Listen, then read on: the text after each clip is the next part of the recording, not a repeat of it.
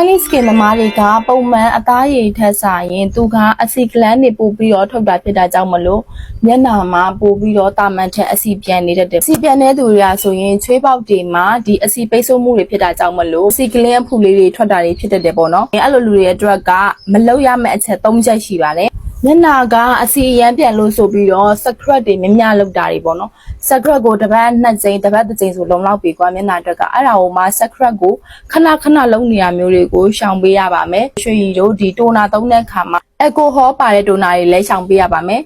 ပြီးရင်တော့ဒီ cream type ပေါ့နော်အရန်ကြီး creamy ဖြစ်နေတဲ့ဒီ moisturizer cream ဖြစ်နေတဲ့အရာမျိုးတွေတခြားသောညာလိန် cream တို့ဘာလို့ပေါ့နော်အဲ့လိုမျိုးတွေကိုလည်းရှောင်ပေးဘာလို့လဲဆိုတော့သူက creamy ဖြစ်တာကြောင့်မလို့မျက်နှာရဲ့အပူဓာတ်နဲ့တွေ့တဲ့အခါမှာအဆီဓာတ်လေးဖြစ်ပေါ်စေတတ်ပါတယ်အဲ့ဒီအခါမှာအဆီပြန်နေတဲ့သူအတွက်အဆီထက်တင်တော့ပို့ပြီးတော့ကွာအဆီပြန်ပေးသလိုဖြစ်သွားပြီကွာအဲ့တော့အဲ့ဒီ၃ချက်ကိုရှောင်လိုက်ရင်ပို့ပြီးတော့အဆင်ပြေပါလိမ့်မယ်နော်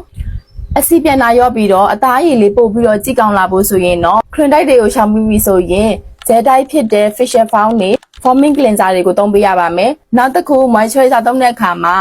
oil free moisturizer ကိုပဲသုံးပေးရပါမယ်เนาะအဲ့ဒီအတွက် moisturizer ထဲမှာအဆီဓာတ်မပါဖို့လိုအပ်ပါတယ်ဆီယမ်ရွေးချယ်တဲ့အခါမှာ niacinamide နဲ့salicylic acid ပါတဲ့ဆီယမ်တွေကိုရွေးချယ်ပြီးတော့အသုံးပြုပေးရပါမယ်ကဲဒါဆိုရင်တော့ရွှေရီတို့ဒီအချက်၃ချက်ကိုလိုက်နာပြီးတော့ရှေ့ရပြောသွားတဲ့၃ချက်ကိုရှောင်ပေးမယ်